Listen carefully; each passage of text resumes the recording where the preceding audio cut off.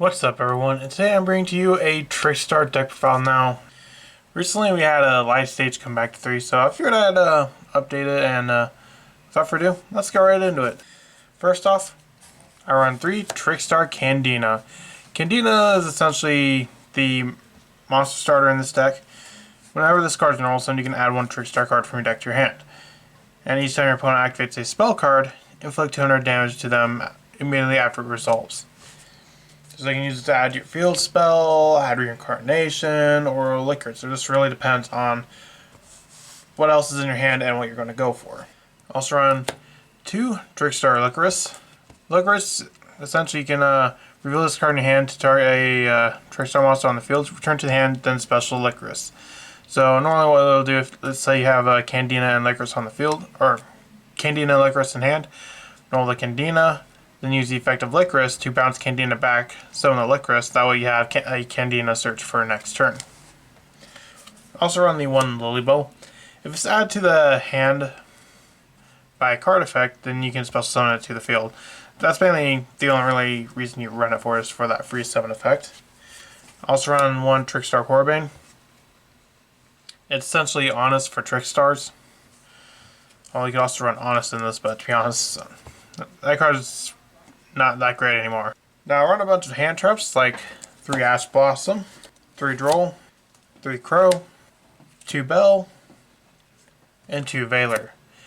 Now you can also run Imperm if you want to run that instead of Veiler. It just really depends on what you want to do. I'd probably run that over Veiler. And I also run the 1 Celestial and the 1 Dasher. We do run the Phoenix Enforcer. And that's it. Don't really run a lot of Trickstar monsters because most of them don't really do a whole lot. Like outside of Candina and Licorice, which are pretty good, it's not really much else beyond that. Moving on to spells, we have 3 Trickstar Life Stage, now at 3 copies per deck. I should have gone to 3 a long time ago, but unhappily it finally happened. Whenever this card is activated, you can add a Trickstar monster from your deck to your hand. And once per turn, you can target 1 set card in your opponent's spell and trap zone. While this card is in the field zone, that start card cannot be activated until the end phase, and your opponent must activate it during the end phase of the turn, or else send it to the graveyard. So, this could definitely, depending on what you're going against, can really mess plays up. You can use it as a searcher, but also to really mess around with backward decks, because essentially what this does is it chooses the timing of when you can activate it. As for most traps, you can activate whenever you want.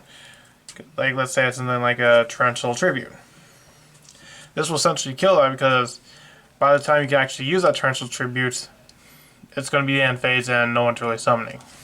Also run 3 Necro Valley. Necro Valley is really cool, and considering we are in the Tier 0 Ishizu format, this deck is definitely going to be really nice against tiers. Essentially, it's kind of like Ghost Spell in a way, to where it stops your opponent from moving around cards in the grave, which can be pretty fatal for tier. Also run the 1 Mystic Mine. Yeah, I don't have any copies of Mystic Mine, nor do I want to own any copies. I think it should have been banned, but you know, Konami, they never banned the cards that need to be banned. And also run the 1 Terraforming, because we have like 6 field spells, as well as the 1 set rotation. Also run 3 Fusion Destiny, and the 1 Callback Grave to round up the spells. Moving on to the traps, I run 3 Trickstar Reincarnation. This card has a really cool combo with Drolls, essentially where your opponent cannot add cards from their deck to the hand, because Droll stops you from adding, but this is banish to your hand, draw the same number. So you literally just banish your opponent's entire hand and they don't draw anything. Also run the 1 Metaverse for Mystic Mine or Necro Valley, or in some cases Life Stage. And lastly, I run 3 Summon Limit. Trickstars play a bit of more slower kind of grindy game. So I wanted like some trap that's just going to stick around for several turns and just be an annoying problem. And Summon Limit will be just that. Moving on to the extra deck, I run Trickstar Devardis. Devardis, if this card is special summoned, you can inflict 200 damage to your opponent, and if your opponent normal special summons a monster, inflict 200 damage to your opponent. Most of the Trickstar Link monsters just do burn damage. Some of them have pretty good burn damage, some of them not so much. So I don't really run a whole lot. I only run like 3 Trickstar Link monsters. I also run a Crimson Heart. Each time a Trickstar monster normal special summon to a zone discard points to, get 200 life points. And you can discard one Trickstar card to discard one Trickstar card, both players draw a card. But if your life points was at least 2,000 or higher than your opponent's when this effect was activated, you draw 2 cards instead. Also run one Foxglove Witch. If this card is special summon, you inflict 200 damage to your opponent for each card they control, and if this summon card is destroyed by battle or card effect, you can special summon a link to or lower Trickstar monster from your extra deck. Also run the one Herald of the Mirage Light. Since the Trickstar's art varies, it does come up occasionally. Although, to be honest, you don't really use your extra deck too much.